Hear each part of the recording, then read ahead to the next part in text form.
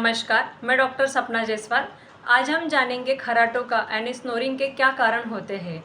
वात और कफ की दृष्टि होना, मांसपेशियों का कमज़ोर होना, पेट के बल सोना या सोने का गलत तरीका होना, साइनस, सर्दी, नींद की गोलियां लेना, एंटी एलर्जिक मेडिसिन का लेना, कॉन्स्टिपेशन, स्मोकिंग, अल्कोहल का सेवन करना, obstructive sleep apnoea, indigestion, gas, hyper acidity, high BP, diabetes, swelling, PCOD, piles, fistula, worm, इस तरह की बीमारियां, हेवी खाना खाना और एक्सरसाइज न करना, गले में फैट डिपोजिशन होना, ओबेसिटी, नेजल पॉलिप्स यह कारण होते हैं।